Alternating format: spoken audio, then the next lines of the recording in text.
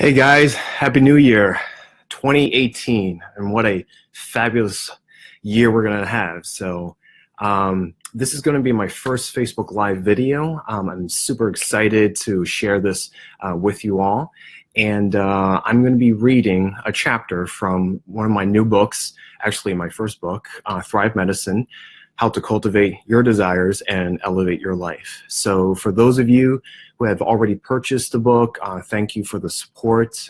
For those of you who do not know what the book is about, the book is a great motivational guide it's basically a collection of my own personal anecdotes, adventures, tips, my experiences as a traveling doctor and also a world traveler. And I'm gonna be reading one of those chapters out of the book. So just follow along with me.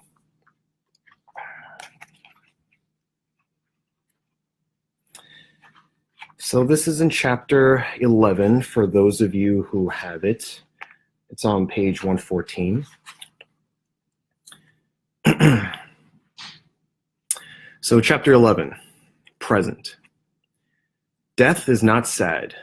The sad thing is most people don't live at all. Socrates from the movie Peaceful Warrior. Have you ever stopped and smelled the roses? Being in the present moment is quite a challenge in today's age of smartphones, push notifications, YouTube, and tweets. It seems like everything demands our attention at every second. An essential ingredient of thriving is staying with yourself in the moment and being able to utilize all five senses. Here's a snippet from my early school days. 6:59 a.m. Oh no, I am so late. I hurried and put all my clothes on and rushed out the door. It was a cool, breezy morning. The crispness of the air touched my skin like a warm embrace that I had not felt in a very long time. I was awake as I walked towards the bus. My eyes grew big. Doors opened. I stepped on. The first day of the fourth grade had finally arrived as I smiled to myself. My family and I had just moved into this new peculiar town. It was our new home. Although I was nervous and anxious as any newcomer would be, exhilaration also coursed through my veins. Excited to start at a new school, many thoughts crossed my mind. Would the new kids like me? Would I make any new friends? Crowds of kids swarmed the hallways like worker bees in a hive, just starting the day. Top of the morning, we were all trying to get to our respective homerooms before the bell rang. I looked down at my crumbled paper to look for my homeroom assignment, room 17. Oh geez, I thought to myself. I was lucky enough to find the front door. I finally reached my homeroom. After asking the hallway monitor, I took a gulp and swallowed. Here goes nothing. I turned the doorknob. I walked silently, but I could still feel heads turned towards my direction. This was my first day, but school actually started 2 weeks ago.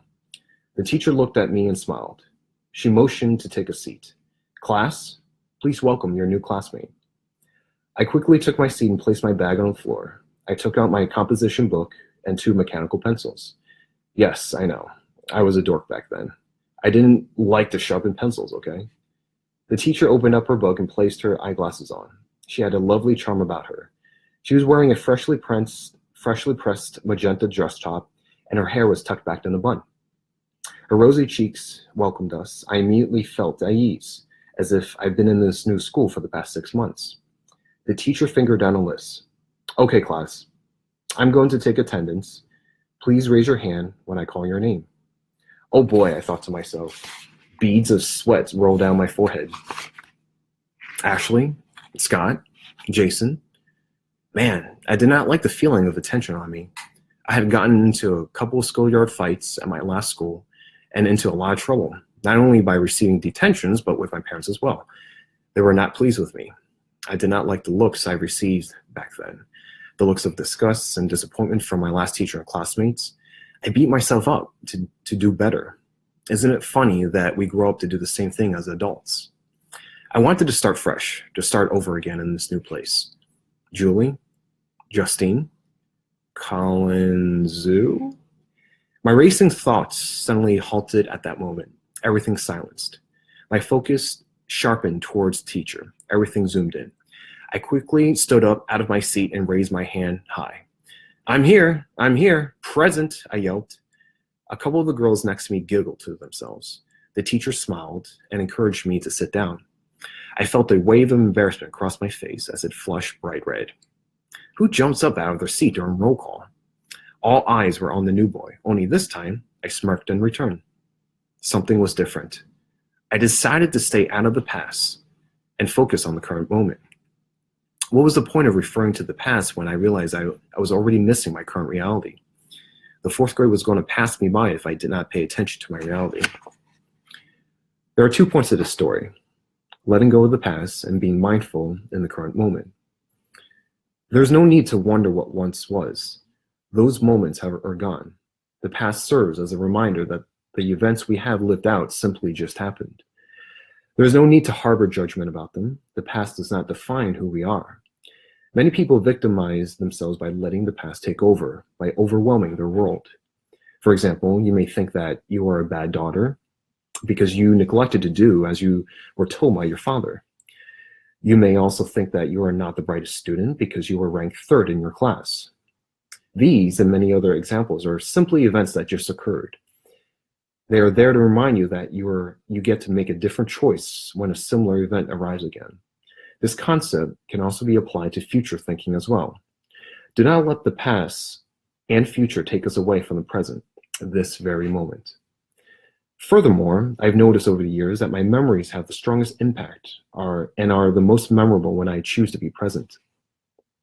Another way to put this to more use is I use all my senses and am mindful in the current moment. The more everlasting my memory remains in my latter years. So for example, with this above story, I remember the scent of fresh lead from all the mechanical pencils I had to the screeching sounds of the chalk made when my teacher wrote her name on the board. Being present is a powerful tool in Thrive Medicine because the more we are present with ourselves, the more life we're able to live and enjoy. In our current world of advanced technology and social media, pedestrians cross streets while looking down at their phones and walking past each other. There are also buses full of passengers who do not even look at each other. In this world, we eat, talk, text, and watch the news simultaneously. In this world, we step over each other by not listening and just wanting to get our point in to win an argument.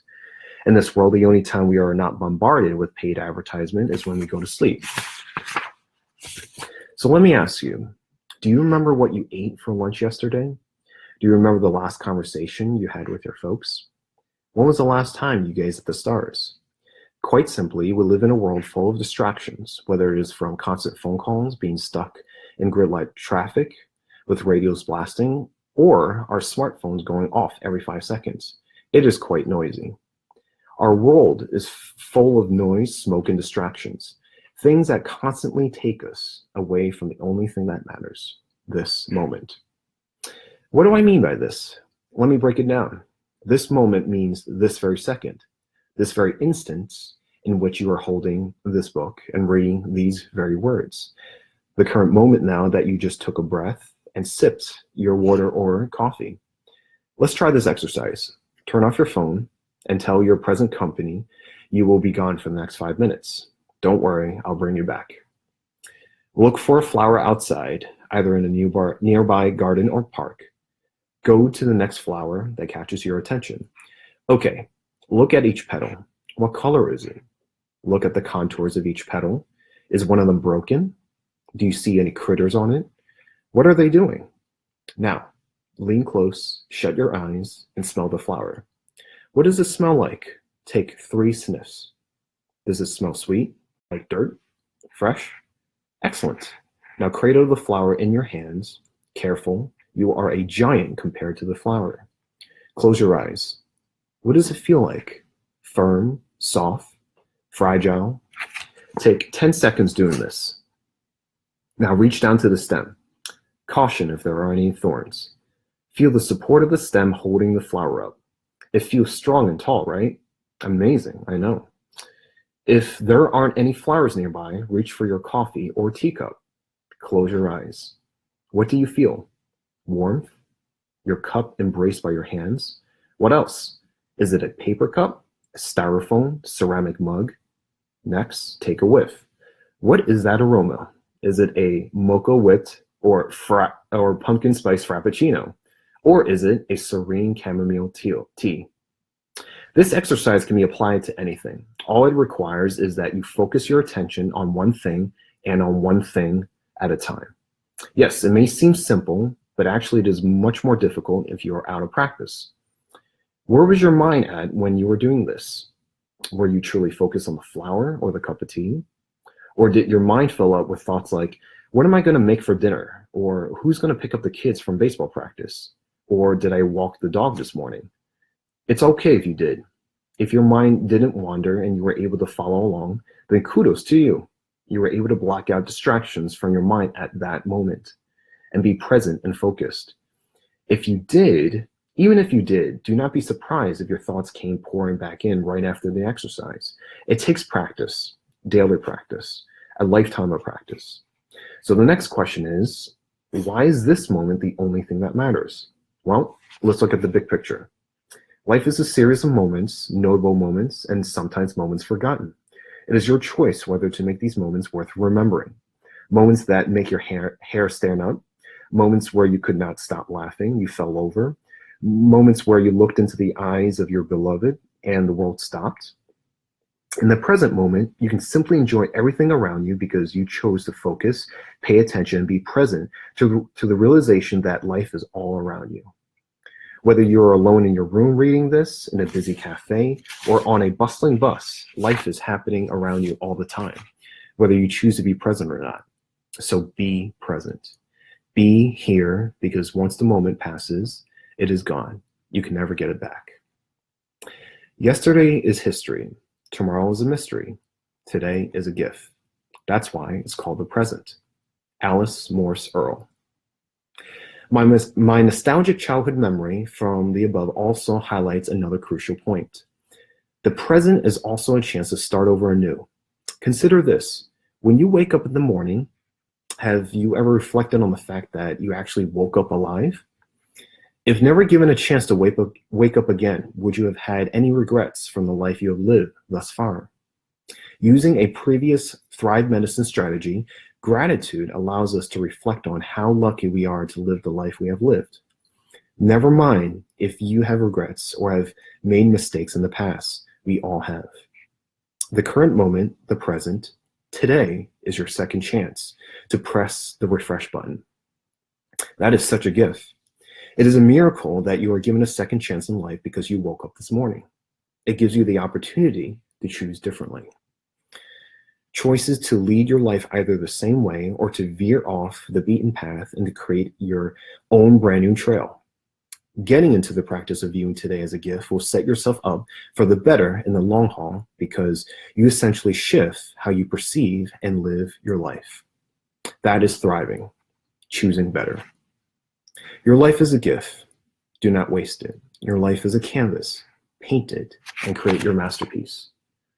Hone your senses to be more mindful in your current surroundings. Remember that your past and future do not define you. You get to redefine yourself every single day.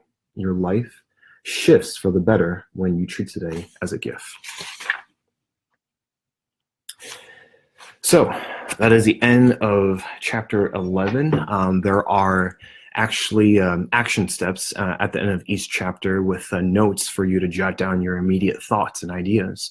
I set up the book in a way to be able to be able to implement as soon as possible, something that is very actionable, something that's very practical.